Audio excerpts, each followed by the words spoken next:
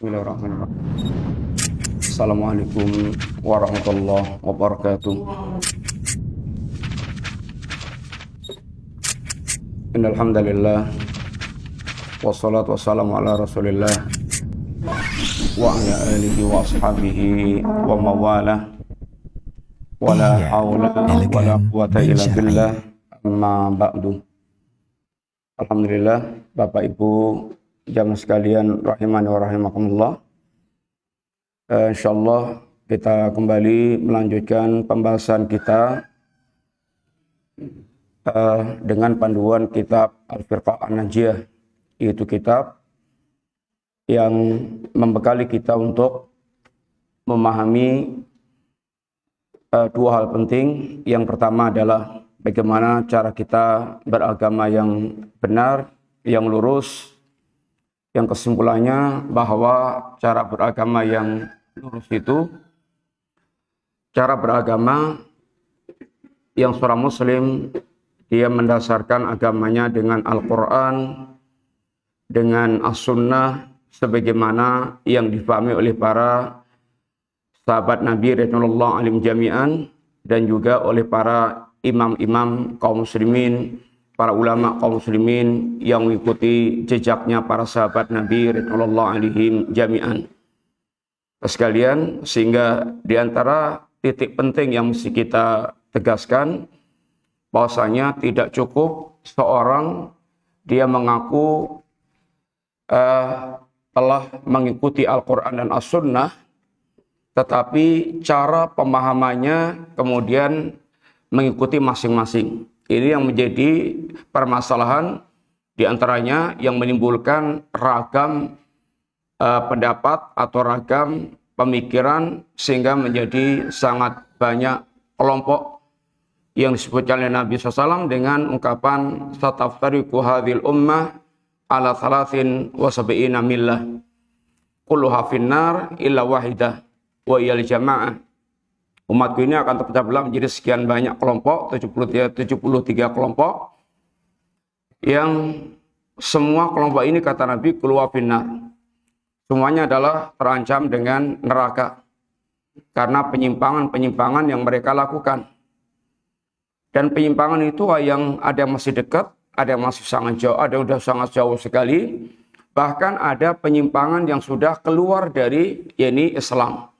Jadi tingkat penyimpangan pun juga bertingkat-tingkat, bermacam-macam. Adapun yang disampaikan para ulama hadis tentang 73 golongan itu adalah kaum muslimin yang penyimpangannya belum mengeluarkan dari Islam. Yang penyimpangannya mereka masih dalam itu kategori seorang muslim. Karena ada penyimpangan yang sudah mengeluarkan, yaitu dari Islam. Dan semuanya diancam kata Nabi kulluha finnar, semuanya adalah diancam dengan neraka. Bapak sekalian, ancaman neraka ini seperti ancaman Allah kepada atau terhadap segala bentuk perbuatan maksiat. Segala macam bentuk perbuatan maksiat itu juga diancam oleh Allah dengan ancaman-ancaman azab, ancaman siksa, ancaman jahanam. Akan tapi bukan berarti mereka orang-orang yang kemudian kekal di neraka jahanam. Yang jelas itu diancam Allah Ta'ala karena penyimpangannya. Sehingga penyimpangan dalam agama kita itu, Bapak sekalian, bentuknya adalah yang pertama kemaksiatan-kemaksiatan. Orang-orang yang mereka tenggelam dalam mengikuti syahwat. Syahwat harta, syahwat kekuasaan, syahwat perempuan, syahwat ketenaran. Ini adalah syahwat. Sehingga mereka berlomba-lomba untuk mendapatkan yang paling memuaskan syahwatnya, paling memuaskan dirinya. Ada yang mereka tenggelam dalam syahwat kekuasaan, sehingga waktunya, tenaganya, pikirannya habis untuk mewujudkan mimpi-mimpinya tentang kekuasaan. Dari menjadi RT, menjadi RW, menjadi lurah, menjadi camat, menjadi bupati, menjadi gubernur, menjadi presiden, Sehingga syahwat itu menuntut dia sampai tahu-tahu kadang-kadang orang meninggal asyik dalam kondisi mengejar syahwat jabatan tanpa menyadari bekal-bekal yang harus dia persiapkan untuk memasuki hari kematiannya. Sehingga sampai matinya lupa sama sekali tentang agamanya karena mengejar syahwat kekuasaan. Ada yang syahwatnya syahwat harta. Sehingga kata orang Jawa sampai kedanan bondo. Sehingga dia tergila-gila dengan harta. Sehingga nggak mau tahu caranya mengumpulkan harta dengan cara yang halal atau dengan cara yang haram. Pokoknya yang penting harta terkumpul. Mimpi menjadi orang yang sugih, bergedu, konglomerat. Yang syahwat ini juga bisa membuat orang kemudian melalaikan agama dia. Tahu-tahu dia sedang semangat yang mengumpulkan harta dan dia mati di tengah-tengah kelalaiannya, lupa bahwa dia akan menghadap Allah SWT. Ada yang tiap hari yang dipikirkan itu adalah syahwat, yaitu perut dan kemaluannya aja. Sehingga setiap hari itu yang kemudian jadi pikiran dia. Lupa untuk dia mempersiapkan kematiannya. Ini adalah penyimpangan pertama. Penyimpangan kedua, sekalian, bentuknya adalah penyimpangan pemikiran. Itulah yang dikatakan dengan syubhat atau dengan istilah bid'ah. Pemikiran-pemikiran yang menyimpang dari agama ini. Tetapi dua jenis penyimpangan ini, sekalian, iblis lebih suka yang syubhat, lebih suka yang bid'ah. Sehingga dikatakan ulama salaf kita, mereka mengatakan al-bid'atu ahabbu ilal iblis minal maksiyah. Bid'ah itu lebih disukai oleh iblis dibandingkan dengan maksiat. Kenapa? Al-bid'atu la yutab wal maksiyatu yutab. Kemungkinan bid'ah ditaubati itu kecil. Adapun maksiat kemungkinan ditaubati lebih besar. Sekalian, sama-sama dua orang ini, orang yang tenggelam dalam maksiat atau bid'ah ini, sama-sama susah bertaubat. Kadang-kadang orang yang maksiat, dia juga punya kesadaran, dia pengen taubat, pamannya ngapunten, orang jadi PSK, kesel jadi PSK, sampai capek katanya, sudah bosen capek. Tapi kadang-kadang ingin keluar dari dunianya itu susah. Karena sudah kecanduan, sudah terlilit, sudah kebutuhan, dan seterusnya. Tapi dia merasakan dia itu adalah hina. Perbuatannya perbuatan yang jorok, perbuatan yang buruk. Sehingga hampir tidak pernah dia ibaratnya terang-terangan kepada masyarakat, kepada keluarga, tentang pekerjaan dia. Beda dengan bid'ah. Kalau bid'ah itu malah dia ceramah di masjid, ceramah di mimbar, seminar, tulis buku, tulis di majalah, kemudian dia bela mati-matian. Kenapa? Karena rumangsanipun benar. Pikiranipun itu dia anggap, dia merasa benar. Ini bahayanya di sini. Sehingga lebih kekalnya dalam kesesatan itu lebih kekal bid'ah. Maka iblis lebih suka orang tenggelam dalam bid'ah dibandingkan dengan kemaksiatan. Kadang-kadang orang yang mereka tenggelam dalam bid'ah dianggap orang itu religius, sangat agamis. Padahal dia tenggelam dalam syirik dan penyimpangan-penyimpangan yang macam-macam. Bapak sekalian, sehingga kita paham bagaimana kita beragama yang lurus, sebagaimana dibimbingkan oleh Rasulullah SAW. Bekal yang kedua adalah bekal ini akidah, perkara yang sangat mendasar dalam agama kita, yang kedudukannya akidah itu seperti pondasi kalau itu bangunan, atau seperti akar kalau itu ini pohon. Dan kita telah sampaikan beberapa pembahasan tentang arahan bagaimana kita beragama yang lurus, telah kita lewati dan kita masuk pada pembahasan beberapa poin akidah yang beliau jelaskan. Kemarin kita sedang dalam pembahasan ayat iyyaka na'bud wa iyyaka nasta'in. Hanya kepada Engkau ya Allah kami beribadah. Ini adalah penggalan pertama. Yang kalimat ini Bapak sekalian penegasan dari kita bahwa hidup kita ini totalitas adalah lillahi rabbil alamin. Dan inilah slogan seorang muslim. Seperti ayat yang Bapak sekalian sering baca, Qul inna salati wa nusuki wa mahyaya wa mamati lillahi rabbil alamin. Katakanlah salatku, ibadah korbanku, hidupku yang 24 jam, sampai datangnya kematian, sehingga kematianku, apa yang kita tegaskan? Lillahi rabbil alamin. Hanya aku persembahkan untuk Allah Rabbul Alamin. La syarikalah, yang tidak ada syarikat bagi Allah Ta'ala. Wa bidzalika umirtu, dan untuk urusan yang seperti ini aku diperintahkan oleh Allah Subhanahu wa taala.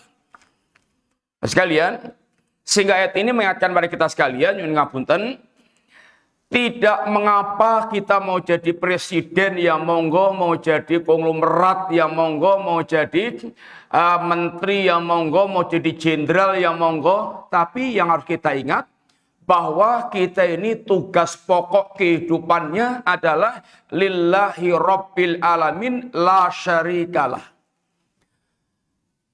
Kepresidenanku, kekonglomeratanku, kejenderalanku, kementerianku, dan semua yang kita miliki dalam kehidupanku, itu adalah dalam rangka untuk mempersembahkan lillahi rabbil alamin la syarikalah, untuk mewujudkan tauhid, penghambaan kepada Allah yang totalitas tanpa adanya unsur kesyirikan, tanpa adanya ini perilaku penyekutuan terhadap Allah Subhanahu wa taala. Niki prinsip.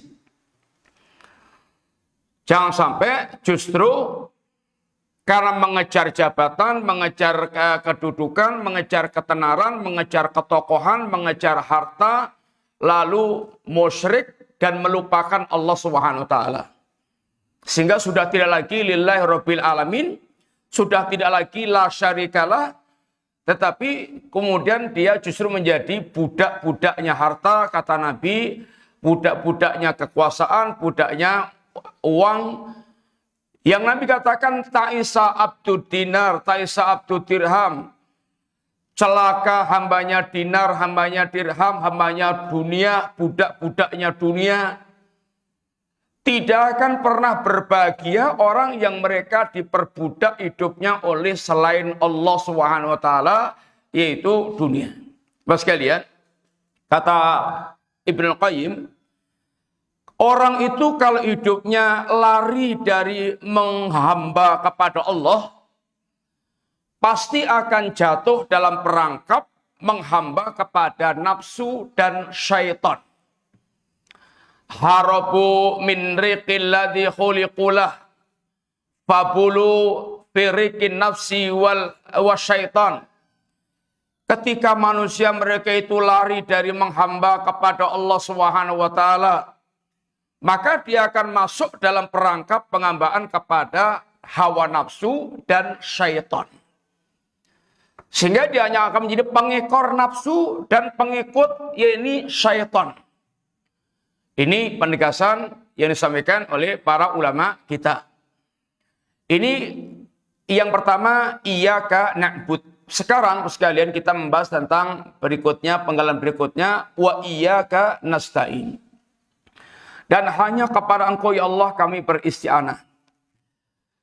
Sekali lagi sekalian, dalam bahasa Arab didahulukannya maf'ul bih, iyyaka, baru fi'il fa'ilnya na'bud, itu memiliki makna atau memiliki faidah litaksis. Ini pengkhususan. Hanya kepada Engkau ya Allah kami beristi'anah. Ya, ini meminta pertolongan. Bapak sekalian, kalau di penggalan ayat sebelumnya iyyaka na'bud, ini adalah penegasan kita akan kita pengen totalitas kehidupan kita ini hanya untuk beribadah kepada Allah Subhanahu wa taala, maka penggalan kalimat yang berikutnya ini menegaskan pada kita bahwa kita ini betul-betul merasa fakir, merasa lemah, merasa melarat, merasa tidak punya apa-apa, sehingga seorang muslim muwahhid ahli tauhid bagaimana totalitas menggantungkan perkaranya kepada Allah Subhanahu wa taala. Kita tidak akan bisa mewujudkan segala macam bentuk ibadah yang kita niatkan hidup kita ini adalah untuk totalitas ibadah kepada Allah kecuali dengan pertolongan Allah Subhanahu wa taala. Sekalian telah kita sampaikan dulu insyaallah ayat yang mengingatkan pada kita bahwa kita ini asalnya adalah makhluk yang fakir. Allah menjelaskan dasar penghambaan kita kepada Allah itu didasarkan dengan kita ini makhluk yang fakir, yang melarat, yang kere, yang total butuh mutlak kepada Allah Ta'ala. Sedangkan Allah itu zat yang makaya, yang tidak membutuhkan apapun kepada para manusia. Ya ayuhan nas antumul fuqara'u ilallah wallahu huwal ghaniyul hamid. Wahai manusia, kalian ini adalah orang-orang yang fakir, fuqara ilallah, orang-orang yang mutlak membutuhkan Allah Subhanahu wa taala, walaupun dia jenderal, walaupun dia konglomerat, walaupun dia bisa membayar orang untuk apapun yang dia inginkan, tapi manusia total mutlak membutuhkan Allah Subhanahu wa taala karena kebutuhan hidup dia itu semuanya yang mencukupi Allah. Kalau mereka menyadari. Kalau umpamanya Allah jadikan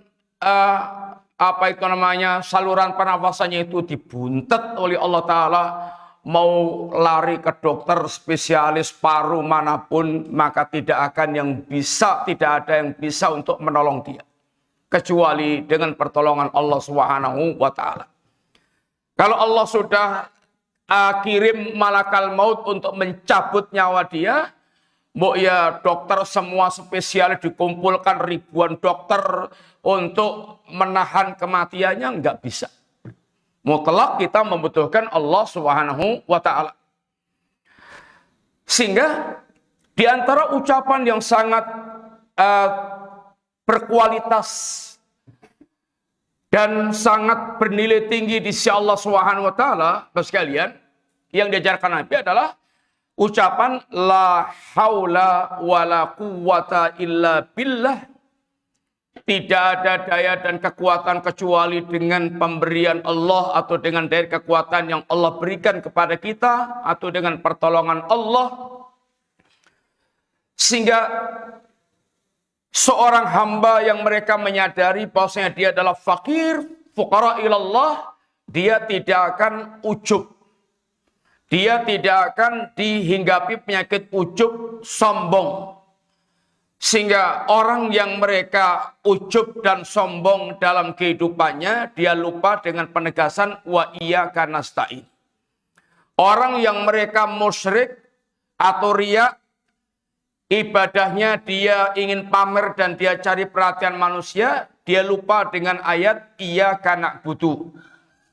Sehingga iyyaka na'budu wa iyyaka nasta'in ini adalah totalitas mengajarkan pada kita menjadi hamba Allah yang hidup kita totalitas untuk Allah dan menyadari total bahwa kita mutlak membutuhkan Allah Subhanahu wa taala. Kemudian sekalian, di sini beliau bawakan beberapa penegasan hadis Nabi dan perkataan para ulama. Yang pertama berangkat dari hadis Rasulullah Sallallahu Alaihi Wasallam dan riwayat Imam Tirmidzi. Idza sa'alta fas'alillah wa idza sta'anta fasta'in billah. Ini adalah rangkaian dari nasihat Nabi kepada Ibnu Abbas yang cukup panjang. Nabi pernah memberikan wasiat-wasiat penting pada Ibnu Abbas, padahal waktu itu Ibnu Abbas kira-kira umurnya sedang baru sekitar 9 tahun. Sehingga Nabi mengatakan, ya ghulam, nak, Waina. Isi nasihatnya sudah sangat berbobot. Ya ghulam, ihfazillaha yahfazka. Nak, jagalah Allah, yaitu jagalah agama Allah. Niscaya Allah akan menjaga Anda. Nasihat ini sangat padat dan sangat berkualitas, tapi sudah Nabi ajarkan kepada orang anak yang umurnya sekitar 9-10 tahun. Sehingga pendidikan agama diajarkan Nabi sejak anak-anak. Pendidikan mengenal Allah, pendidikan mengimani takdir Allah, pendidikan untuk menjaga agama Allah. Jagalah Allah, ini jagalah agama Allah. Allah, teman-teman sekalian, tidak butuh penjagaan kita. Karena Allah zat yang maha kuat, maha sempurna, bahkan kitalah yang butuh penjagaan Allah. Tapi maksudnya ihfadillah, jagalah Allah, itu jagalah agama Allah. Demikian para ulama menjelaskannya. Apa maksudnya jagalah agama Allah? Yaitu rawat perintah dan larangan Allah Subhanahu wa taala. Jadilah orang yang menunaikan perintah Allah.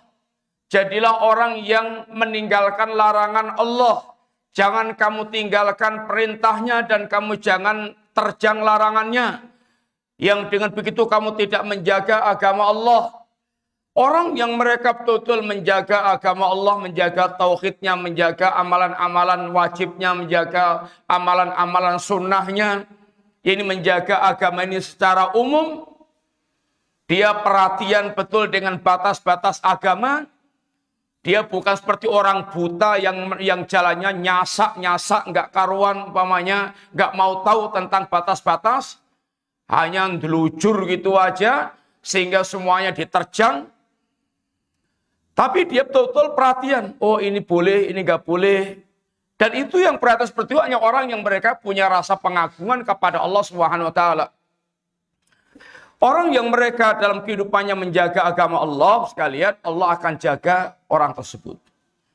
Apa bentuk penjagaan Allah kepada kita sekalian? Di antaranya Allah akan menjaga dunia kita dan akhirat kita. Allah akan jaga keluarga kita, harta kita, anak keturunan kita, sehingga mereka menjadi orang-orang yang mapan, yang dalan, yang mereka berjalan di atas jalan yang lurus. Ini adalah di antara penjagaan Allah kepada dunia kita. Penjagaan Allah kepada akhirat kita itu agama kita. Kita dijaga dari tergelincir dalam perbuatan-perbuatan yang diharamkan oleh Allah atau yang dilarang oleh Allah Ta'ala. Sehingga kita diselamatkan Allah dari segala macam ketergelinciran dalam perkara agama. Kita dijaga dari syahwat dan syubhat. Kita dijaga Allah dari terikut arus pemikiran sesat. Dengan kita difahamkan tentang agama Allah. Kita dijaga dari arus fitnah syahwat yang sangat banyak di sekitar kita. Sehingga kita lurus jalannya. Ini adalah penjagaan Allah Subhanahu wa taala. Bapak sekalian, kemudian di antaranya kata Nabi, ini wa idza sa'alta fas'alillah wa idza sta'anta fasta'in billah. Kalau kamu minta, mintalah kepada Allah. Kalau kamu beristianah minta pertolongan, mintalah pertolongan kepada Allah Ta'ala. Sekalian, ini pendidikan tauhid. Hatinya seorang muwahhid, hatinya seorang ahli tauhid, Bapak sekalian, itu dia berusaha totalitas nyantolnya itu kepada Allah Ta'ala. Nyantolnya hati dia kepada Allah Subhanahu wa taala. Kata Ibnu Qayyim, awal kesengsaraan hidup manusia itu ketika hatinya nyantolnya kepada selain Allah Ta'ala. Hatinya dicantolkan kepada harta. Hatinya dicantolkan pada jabatan. Hatinya dicantolkan kepada bos, kepada perusahaan tempat dia kerja. Sehingga ketika dia putus dari pekerjaannya, dia stres, dia depresi, dia bingung, dia kalut. Karena hatinya selama ini dia gantungkan kepada selain Allah Ta'ala. Yang hakikatnya selain Allah itu fakir, fuqara, miskin, mereka juga lemah. Lain dengan seseorang yang mereka menggantungkan hatinya kepada Allah Ta'ala. Nah sekalian, orang yang mereka hatinya totalitas dia gantungkan kepada Allah Subhanahu wa taala, dia akan menghadapi segala situasi yang ada itu penuh dengan ketenangan dan dengan ketetapan hati. Hatinya dalam keadaan kokoh. Dan ini yang dikatakan Nabi dengan ungkapan ajaban li amril mukmin, sangat mengirankan perkara seorang mukmin. Inna amrau kullahu lahu khairun, semua perkara hidupnya itu baik bagi dia, walisadaka ilalil mukmin, dan tidak akan terwujud model kehidupan seperti ini kecuali hanya pada seorang mukmin. Apa yang dikatakan Nabi model kehidupan yang menakjubkan itu? Nabi katakan, in asobat us'a sarra'u syakara fakana khairan lah, wa in asobat udharra'u sabara fakana khairan lah. Kalau dia tertimpa hal, kalau dia mendapatkan yang menyenangkan, yang melapangkan dia, membuat hatinya longgar, senang, dia bersyukur kepada Allah Subhanahu wa taala. Dia bersyukur kepada Allah Ta'ala. Bersyukur itu, Bapak sekalian, rukunnya itu satu, hatinya betul-betul dia mengenal itu nikmat, dan nikmat itu datangnya dari Allah Ta'ala. Rukun syukur itu satu, mengenal nikmat, dan dia mengetahui nikmat ini datang dari Allah Ta'ala. Kalau kita nikmat aja nggak kenal, bagaimana akan bersyukur? Kalau kita nggak tahu sehat ini nikmat, bagaimana kita akan mensyukuri nikmat sehat? Kalau kita nggak tahu waktu luang kita itu merupakan nikmat, bagaimana kita akan bisa mensyukuri waktu luang yang kita miliki? Kemudian kita harus kenal juga bahwa yang memberikan nikmat ini adalah Allah Subhanahu wa taala.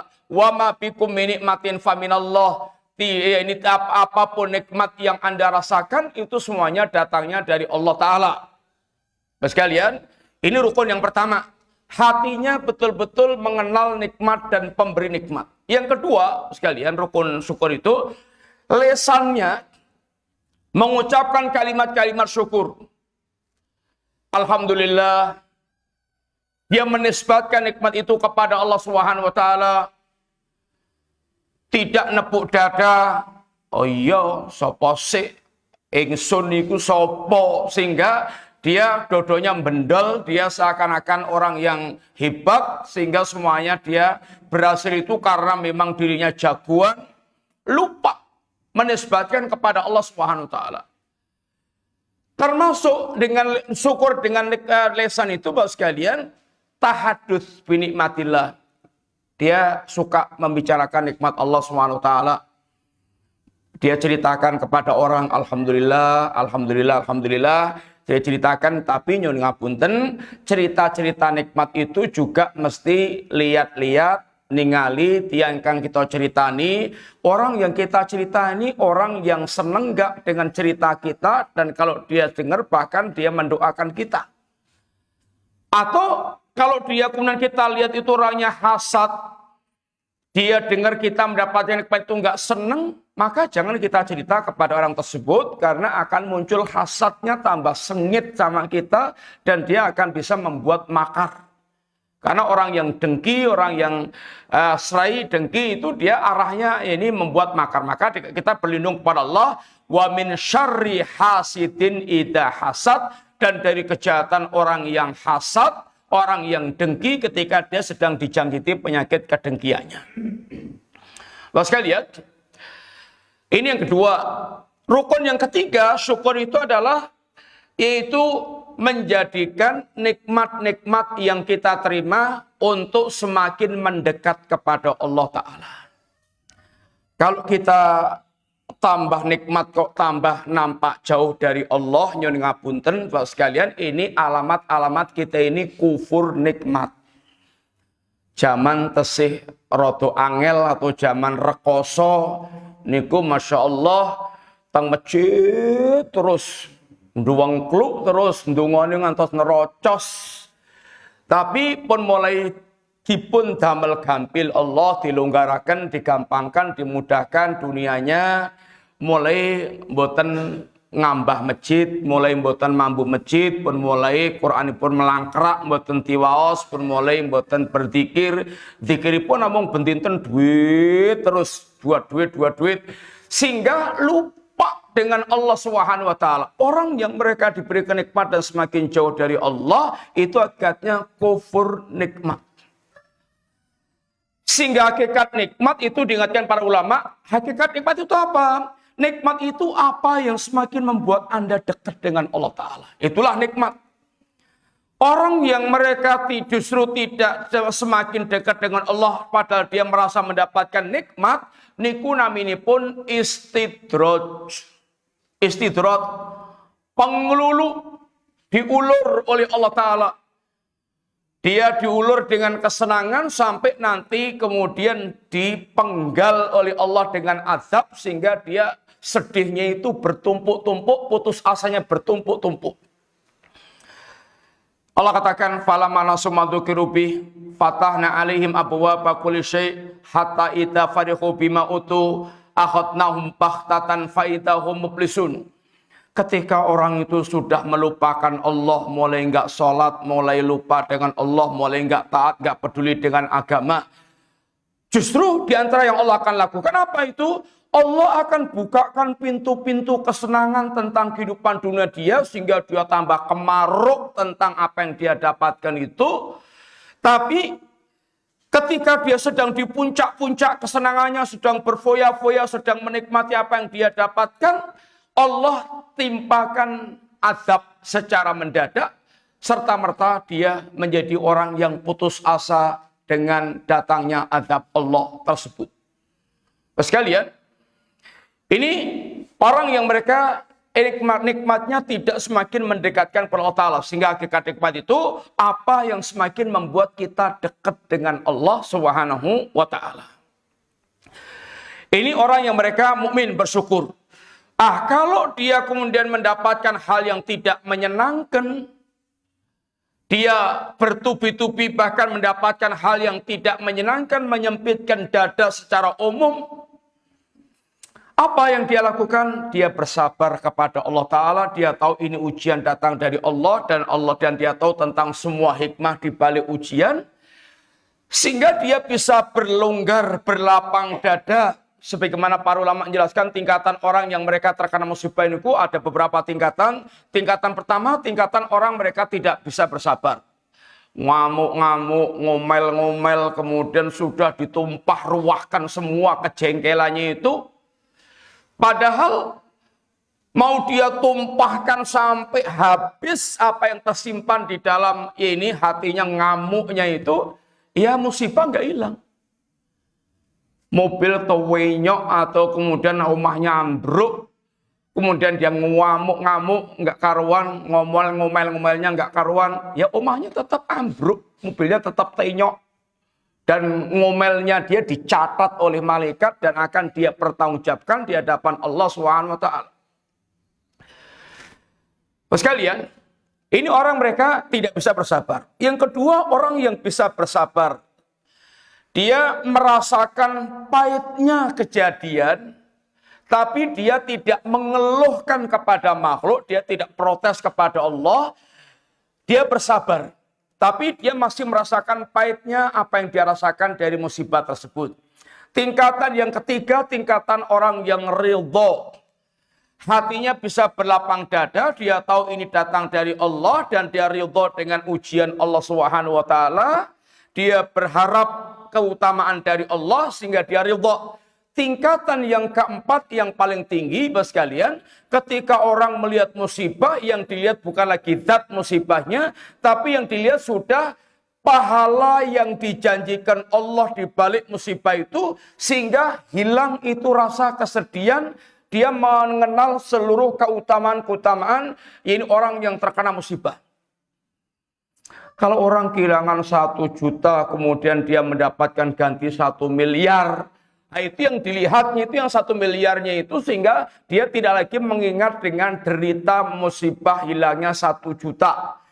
Tapi tingkatan ini membutuhkan keimanan yang ini super, sehingga dia betul-betul bisa merasakan atau bisa meyakini tentang semua janji-janji Allah Ta'ala. Bapak sekalian, tentang hadis idza sa'alta fas'alillah wa idza sta'anta fasta'in billah, yaqulu al-Imam Nawawi, berkata al-Imam Nawawi, Imam Nawawi termasuk ini petinggi dalam madhab Syafi'i. Bagaimana menjelaskan tentang hadis di atas? Beliau mengatakan, idza talabtal i'anata ala amrin min umuri dunya wal akhirah fasta'in billah. La siyama fil umuri allati la yaqdiru 'alaiha ghairullah kasyifa'il marad wa talabi rizqi wal hidayah fa hiya mimma ikhtassallahu biha wahdah. Qala ta'ala wa yamsaskallahu bidurrin fala kashifa lahu illa huwa. Kata Imam Nawawi, salah seorang di antara petinggi mazhab Imam Syafi'i, kalau kamu meminta pertolongan untuk urusan, baik urusan dunia Anda atau urusan akhirat Anda, sekalian kalau Nabi ngajarkan, sampai toh dalam urusan nyambung sendal, tali sendal yang pedot, mintalah kepada Allah Subhanahu wa Ta'ala. Sehingga ketergantungan hati kita niki kepada Allah Ta'ala dengan tidak meninggalkan sebab-sebab duniawi. Sehingga yang penting kondisi hati kita ini tetap menggantungkan kepada Allah Ta'ala. Karena urusan sekecil apapun, kalau Allah SWT tidak memberikan pertolongan kepada kita, maka kita tidak akan bisa melakukannya. Tidak akan bisa melakukannya. Urusannya nyambung sendal yang pedot itu, walaupun kelihatan remeh, tapi nyun ngapunten nek tangan kita kemudian dibuat oleh Allah tekle, ya jadi nggak bisa. Jadi nggak bisa. Sehingga walaupun urusan yang sangat kecil, maka tetaplah menggantungkan hati kita kepada Allah. Itulah, ya ini buah, itulah tuntutan orang yang mereka mentauhidkan Allah Subhanahu wa Ta'ala. Dia merasakan hina dan lemahnya dia, dan mengetahui tentang sempurnanya Allah Ta'ala. Sehingga, teman sekalian, untuk urusan apapun dalam urusan kehidupan kita, dunia maupun akhirat, maka jangan lupa minta tolong kepada Allah. Maka kita selalu diajarkan Nabi Bismillah.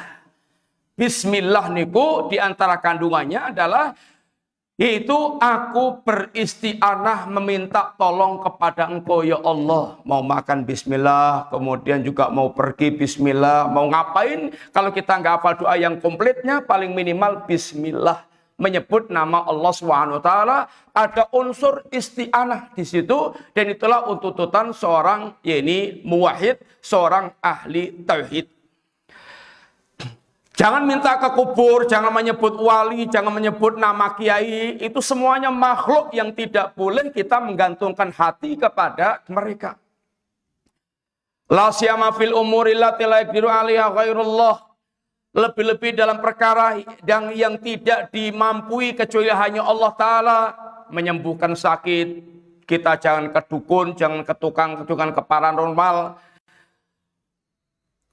Bapak sekalian, mencari kesembuhan itu seperti mencari rezeki. Kadang-kadang orang ya ini taunya ikhtiar. Kok menjenengan tindak teng dukun, nggih niki ikhtiar kula kangge sembuh, patos mari mantun, kan ikhtiar. Ikhtiar ini konten kali, ada ikhtiar yang halal, ada ikhtiar yang haram. Kayak orang cari rezeki, sama-sama dapat duit. Yang satu hasil melacur, yang satu hasil yaitu merampok, mencuri, ini haram. Yang satunya jualan di jalan sampai kepanasan, sampai melong-melong, keringetan, sehari hanya untungnya 50.000. Ini adalah mencari keuntungan rezeki yang halal. Sehingga Jangan sekedar alasan ikhtiar kemudian tidak mau tahu tentang halal haram. Kemudian seperti menyembuhkan penyakit, mencari rezeki, mencari hidayah. Ini semuanya adalah kekhususan Allah SWT semata. Allah katakan wa yamsaskallahu bidurrin fala kashifalah illa huwa. Apabila Allah menimpakan sebuah marabaya, tidak ada yang bisa menyingkap kecuali hanya Allah SWT. Allah timpakan musibah-musibah, Gunung Merapi jeblok, kemudian banjir, kemudian longsor, kemudian gempa. Tidak ada yang mereka sembah itu bisa menahan semua kemadharatan yang ditimpakan oleh Allah SWT. Sekalian, kita ingatkan sekali lagi musibah-musibah yang banyak menimpa kita ini. Beritanya kalau kemarau kekeringan, kalau hujan musim hujan ya longsor ya banjir. Sehingga kita didera berbagai macam musibah yang bertubi-tubi. Catatan yang pentingnya satu. Semua yang kita dapatkan dari kehidupan dunia ini adalah hasil perbuatan kita, kata Allah. Allah katakan, ma asabakum min musibatin fabima kasabat aydikum wa ya'fu an katsirin. Apapun yang menimpa kalian dalam kehidupan kalian itu adalah hasil perbuatan kalian sendiri. Itu pun Allah masih memaafkan kalian dalam perkara yang sangat banyak. Seandainya setiap perbuatan maksiat dosa yang manusia lakukan itu diazab oleh Allah, tidak akan tersisa makhluk hidup di muka bumi. La yu'akhidullahu bima kasabu ma taraka ala dhahriha min dabah. Seandainya setiap dosa itu lalu diazab oleh Allah, tidak akan tersisa makhluk melata di permukaan bumi, nggak ada yang tersisa.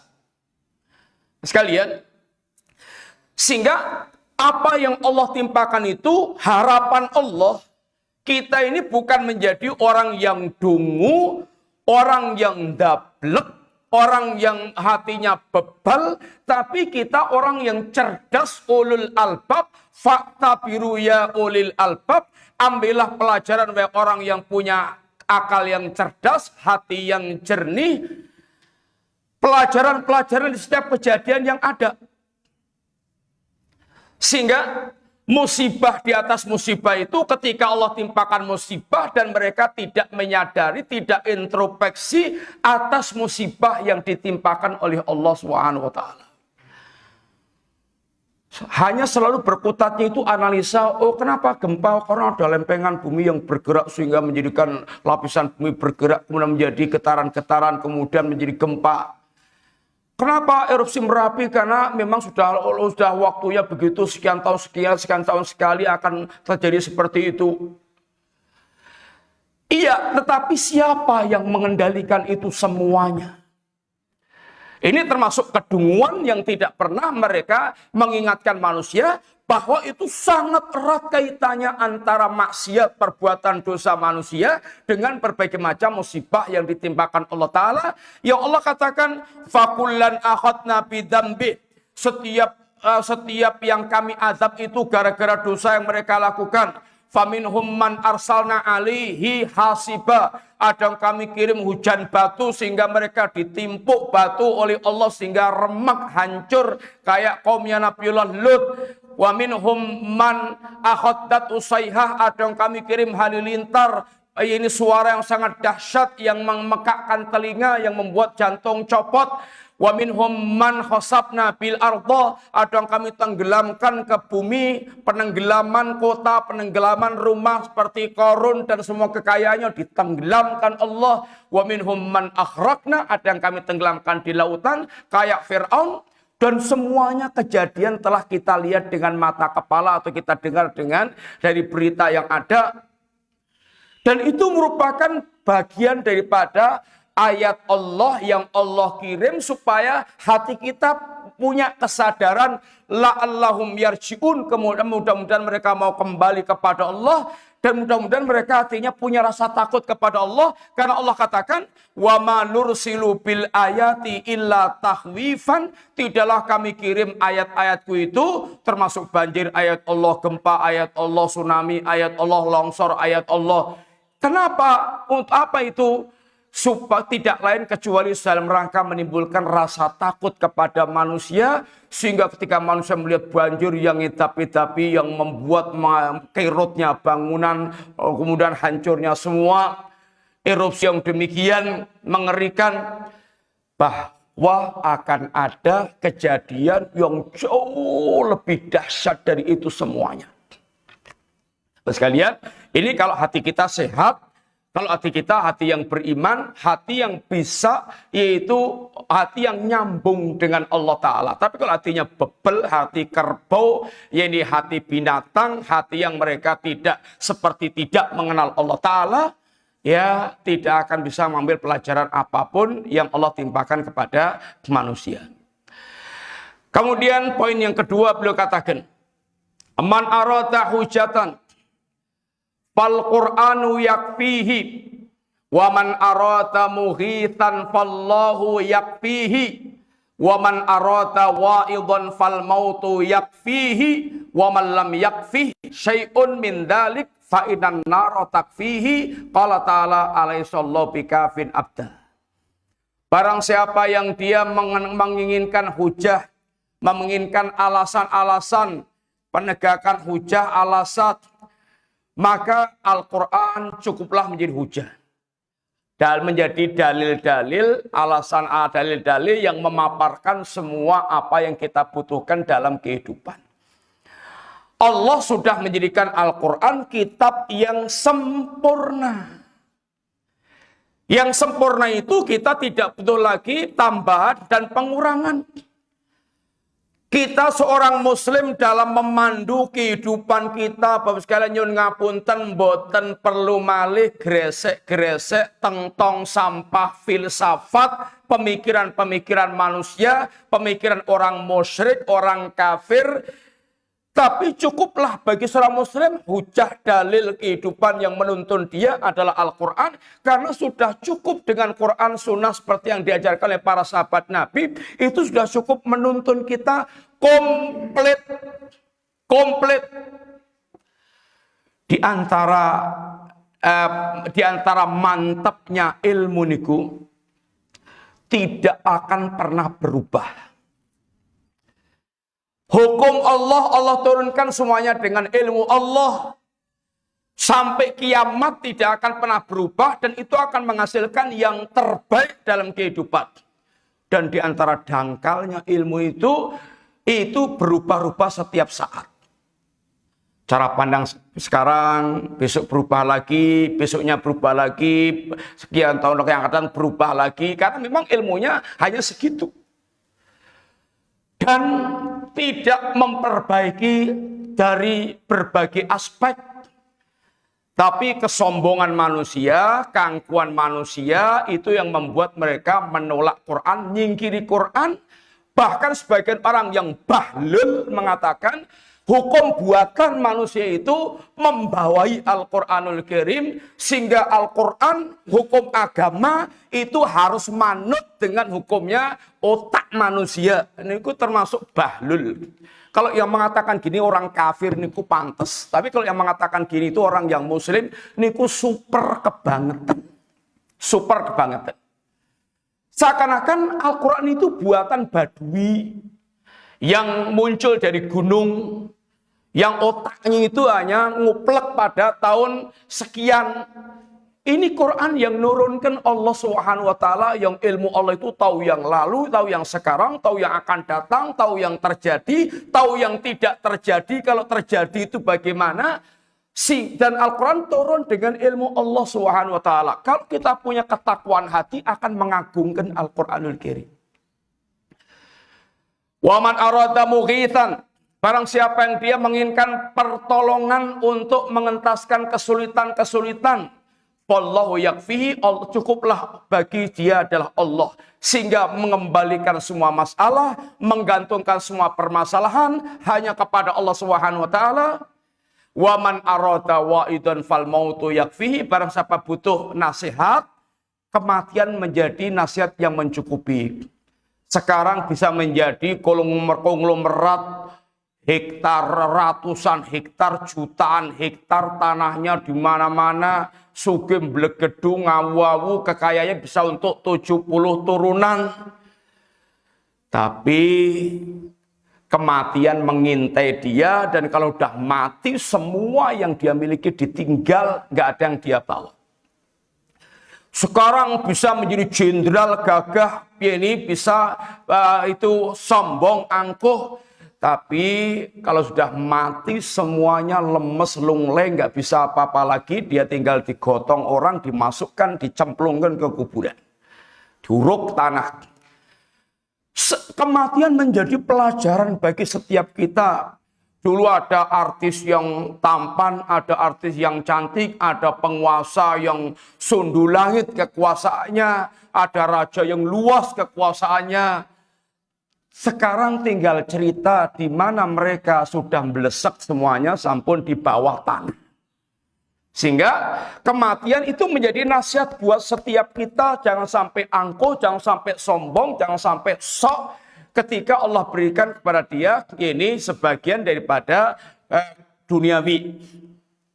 Barang siapa yang Quran tidak mencukupinya, sehingga gresek-gresek di tong sampah pemikiran manusia, Allah tidak mencukupinya sehingga lari ke dukun, lari ke tukang sihir, lari ke kiri para makhluk. Kematian tidak membuat dia cukup diberi nasihat bagi dia. Kalau tidak mencukupi semua ini, nanti neraka yang mencukupi dia, baru dia akan betul-betul mengeluh. Mengeluh. Apa keluhan mereka itu? Seperti diungkapkan oleh Allah SWT. Autakul.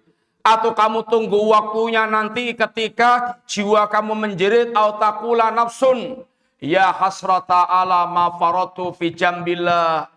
Aduhai, kenapa dulu aku menyanyiakan hak-haknya Allah. Wa in kuntu laminas sakhirin, aku ini termasuk orang yang mengolok-olok agama. Autakul, atau dia akan menjerit, jiwanya akan menjerit, lau anallah hadani lakuntu minal muttaqin. Seandainya dulu aku menjadi orang yang mengikuti petunjuk, orang yang mau mengikuti Quran, arahan agama, aku akan menjadi orang yang bertakwa. Autakul, atau dia akan menjerit jiwanya, tapi hina taral azab, saat dia sudah melihat azab Allah Subhanahu wa taala, apa yang dia ungkapkan? Lau anna li karotan la akuna minal muhsinin. Kalau aku dikembalikan lagi sekali lagi ke dunia, aku akan termasuk orang yang berbuat baik. Kata Allah ibaratnya bel. Kata Allah, bala koja aska ayati fakadzabta biha wastakbarta wa kunta minal kafirin. Kata Allah, wahai orang yang menyesal tapi sudah terlambat penyesalannya. Bahkan ayat-ayatku itu sudah datang. Quran sudah dibacakan, Rasul sudah datang membacakan, ulama sudah meneruskan ajaran Rasul membacakan, media sudah banyak, internet sudah banyak, bisa dijadikan wasilah. Kemudian ayat-ayat kauniyah sudah banyak, banjir, gempa, kemudian longsor, kemudian erupsi Merapi, jebloknya gunung. Semuanya sudah kami kirim. Tapi masalahnya itu, sekerat daging yang ada di dalam hati kamu itu, fakadzabta biha, kamu dustakan semuanya ayat Allah. Wastakbarta biha, kamu sombong, angkuh, sehingga kemelinti, wa kunta minal kafirin, dan Anda termasuk orang yang kafir. Sehingga kata Allah, orang yang seperti ini, walau yara kulla ayatin, seandainya semua ayat itu dilihat oleh mata kepala dia, sudah tidak ada lagi alasan dia untuk kafir seujung rambut pun. tetapi tetap saja karena kekafirannya itu la yu'minu, dia tidak akan beriman juga. Walaupun semua tanda bukti kebenaran telah sampai dan telah dia lihat. Maka tinggal yang mencukupi adalah neraka. Baru dia akan menyadari, nyesel kenapa dulu saya tinggalkan petunjuk, kenapa selalu berkawan dengan si fulan, kenapa saya dulu mentaati pemimpin-pemimpin yang sesat dan menyesatkan ini. Ini semuanya diungkapkan di dalam Al-Qur'anul Karim. Poin yang ketiga, beliau mengatakan, yaqul Syekh Abdul Qadir Jailani, berkata Syekh Abdul Qadir Jailani, bos sekalian, Syekh Abdul Qadir Jailani itu legendaris, kisah yang legendaris. Cerita-cerita tentang Syekh Abdul Qadir Jailani itu kayak ceritanya Nabiullah Isa yang dibuat cerita dusta semuanya sehingga tidak mencerminkan siapa itu Syekh Abdul Qadir Jailani sesungguhnya atau siapa itu Nabi Isa sesungguhnya.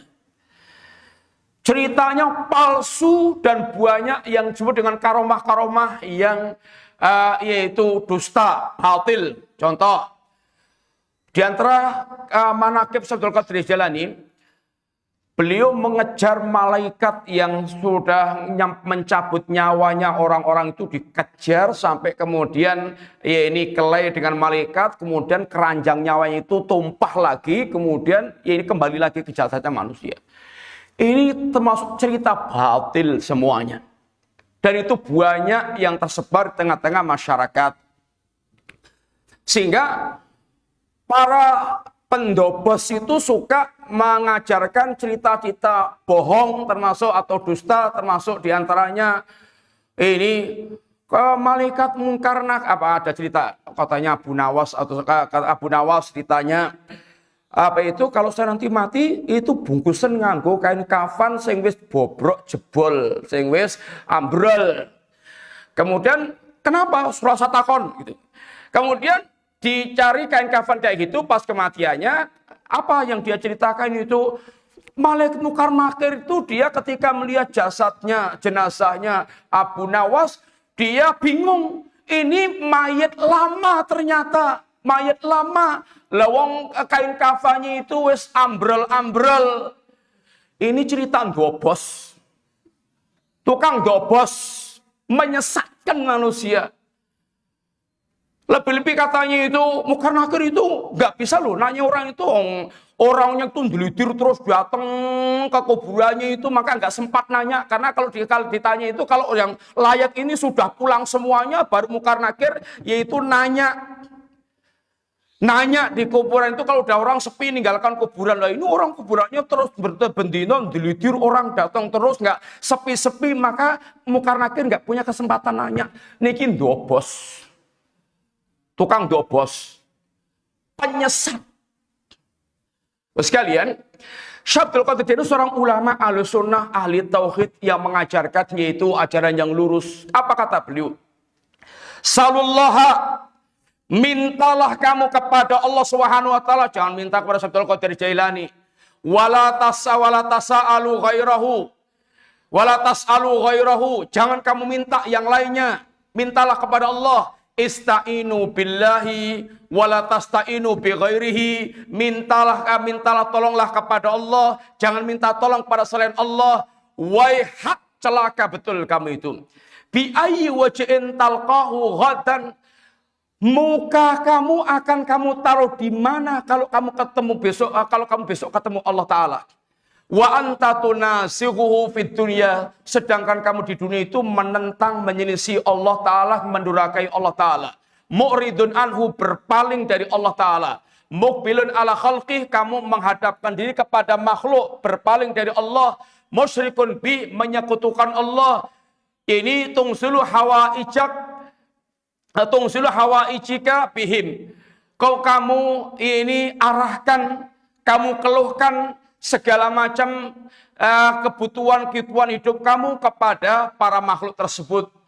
Wa tattaqilu bil muhimmati alihim, kamu sandarkan perkara-perkara penting hidup kepada makhluk. Irfa'ul wasa'il, buang itu perantara, kata beliau itu, buang itu perantara. Bainakum wa bainallah, antara kalian dan antara Allah. langsung mintalah kepada Allah tanpa perantara. Fa inna wuqufakum ma'aha hawas.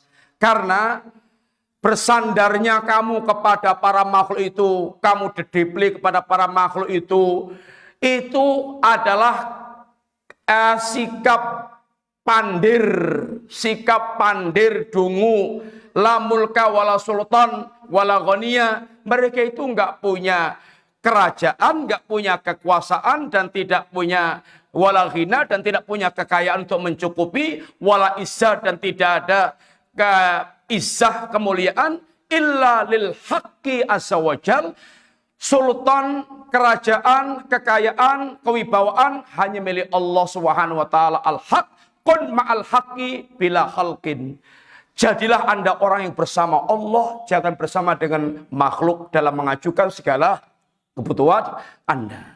Terus sekalian, ini sekilas berkaitan dengan pembahasan ini wa idasta'anta fasta'in billah. Menuntut ahli tauhid dituntut untuk dia betul-betul hatinya totalitas itu menggantungkan kepada Allah Ta'ala, sehingga akan menjadi jiwa yang benar-benar ini handal, militan, tangguh sebagai hamba Allah Ta'ala. Maka matur sangat dengan benar kata enten pangkat persa dan insyaallah. Wa sallallahu ala nabiyina Muhammadin wa ala alihi wasallam. Subhanakallahumma wa bihamdika asyhadu an la ilaha illa anta astaghfiruka wa atubu ilaik. Assalamualaikum warahmatullahi wabarakatuh.